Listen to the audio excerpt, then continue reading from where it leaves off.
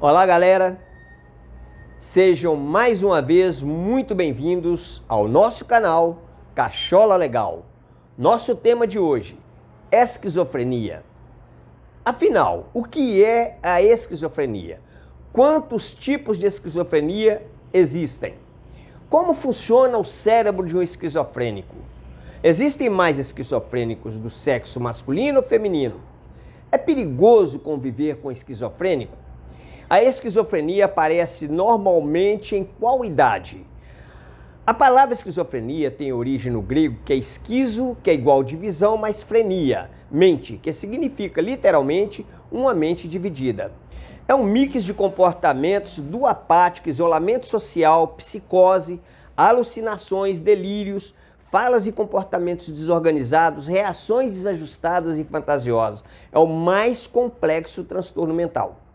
O filme do Coringa, de Joaquim Fênix, fantástico, mostra nitidamente o que é um esquizofrênico no seu cotidiano. Existem também alguns gênios que passam por esse problema da esquizofrenia, que sofrem de esquizofrenia.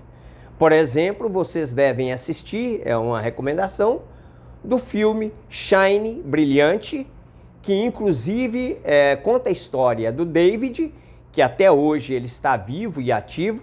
Vale a pena assistir. O tratamento deve ser com psiquiatras em primeiro lugar e depois com psicoterapias.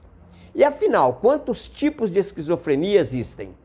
Segundo a CID-10, ferramenta usada pelos médicos para classificar as doenças comuns e os transtornos de saúde mental, há 7 tipos, subclassificações da esquizofrenia. Número 1, paranoide. A esquizofrenia paranoide ela é associada a delírios de perseguição e grandeza, ideias ilógicas, irrealistas, acompanhadas de alucinações.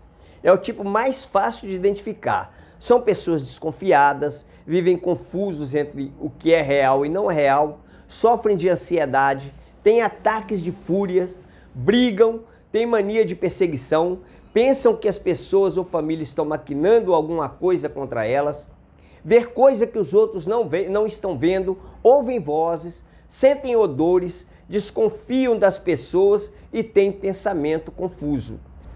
Uma pequena parcela de esquizofrênicos não tratados e em surto psicótico pode matar alguém por acreditar que estão tramando algo para tirar a vida dele. Isso inclui pai, mãe, parentes mais próximos e usando todos os tipos de armas, até mesmo incendiando o ambiente. Um exemplo do delírio paranoide. Conta o Dr. Wagner Gattas, que é um médico psiquiatra e professor de psiquiatria da USP, autoridade em esquizofrenia e em doença de Alzheimer.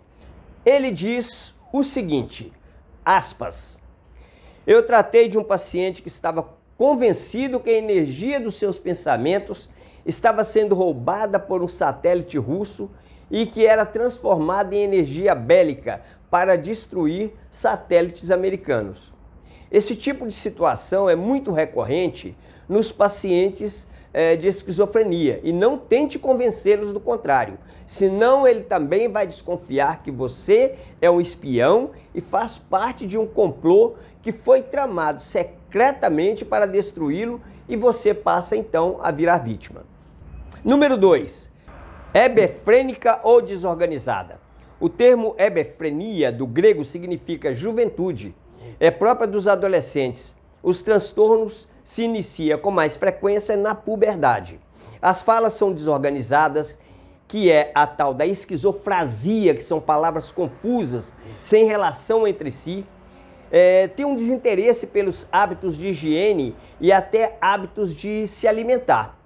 Outros pontos que chamam a atenção são algumas reações sentimentais. Por exemplo, ficam rindo em situações tristes e total falta de alegria em situações alegres ou de festas. Chamadas também de desorganizada por causa do comportamento infantil, a fala é desorganizada, ausência total de emoção, dificuldade de raciocínio. A número 3, catatônica. Na esquizofrenia catatônica, o paciente pode ficar imóvel como uma estátua, tornar-se mudo e perder os movimentos voluntários. Ficam inertes fisicamente, se fecham como repolho, expressões faciais fora do normal, fazem caretas, resmungam, torcem o nariz. A número 4, indiferenciada. Não é percebido imediatamente. Isso porque ele conta com a diminuição lenta nas interações e nos interesses. As emoções dificilmente se aprofundam. Nesse tipo de esquizofrenia, as pessoas são indiferentes ao mundo exterior, são apáticos, sem motivação, são antissociais. Vejam os moradores em situação de rua que conversam sozinhos, debatem, brigam com seus opositores imaginários, movimentam, gritam o tempo todo, chegam a ser inclusive muito agressivos. Número 5, depressão pós-esquizofrênica. Após a melhora da esquizofrenia, graças aos tratamentos, pode aparecer uma depressão. Na maioria das vezes os sintomas são leves, sem se tornar depressivos graves. O paciente se isola, pode começar a usar álcool e outras drogas, e isso é comum, acontece com frequência entre os pacientes esquizofrênicos. A depressão pós-esquizofrenia nem sempre é percebida pelas pessoas ao redor. 6. Esquizofrenia residual. É considerada menos grave. São pacientes que têm um histórico com problema, mas mostram poucos sintomas psicóticos. Não sofrem de alucinações, delírios, distorções, isolamento social, comportamentos excêntricos. 7. É a esquizofrenia simples. Na esquizofrenia simples, há poucos sintomas graves. Normalmente são apáticos, se isolam, o humor é baixo, as emoções são desajustadas, isolamento social, pouca atividade, depressão, alheia ao mundo e a conexão com pessoas é muito fraca. São talvez estes os pontos que você possa ver com mais frequência nesse tipo de esquizofrenia. No homem, a esquizofrenia surge a partir da adolescência e o pico está mais ou menos na faixa de 25 anos. Nas mulheres, aparece por volta de 29, 30 anos. O interessante é que os sintomas aparecem menos nas mulheres e os surtos psicóticos aparecem normalmente após os 40, 45 anos. E sempre esses quadros aparecem após a menopausa. 1% da população mundial, que hoje são 8 bilhões, é esquizofrênica. Faz as contas. 10 a 13% genética. 50% gêmeos monozigóticos, se um deles tiver esquizofrenia.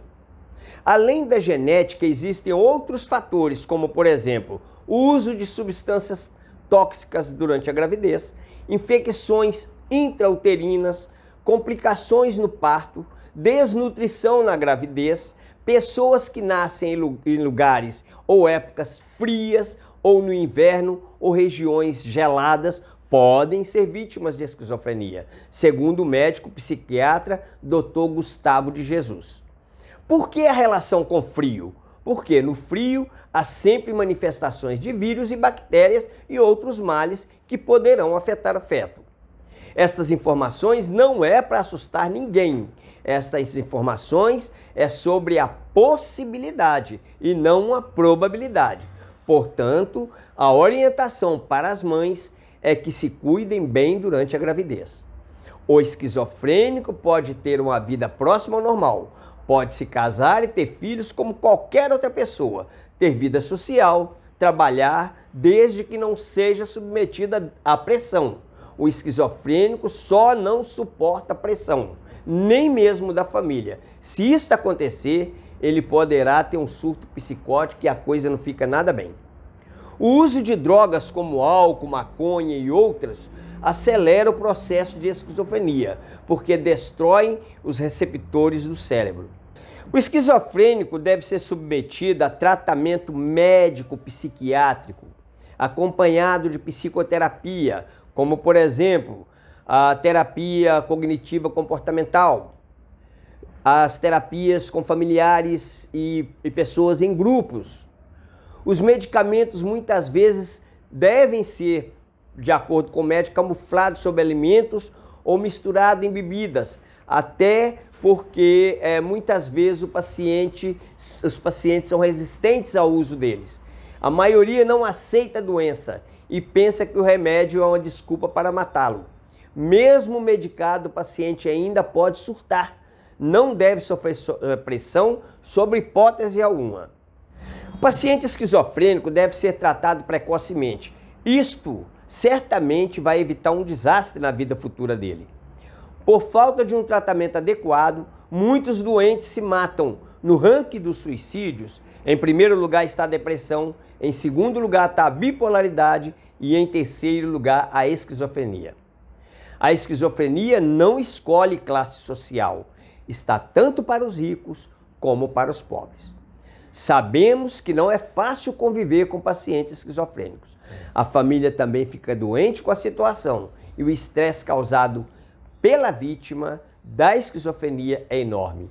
É preciso muito amor para lidar com a situação. Aliás, o amor é o melhor remédio. Vivemos em um mundo moderno.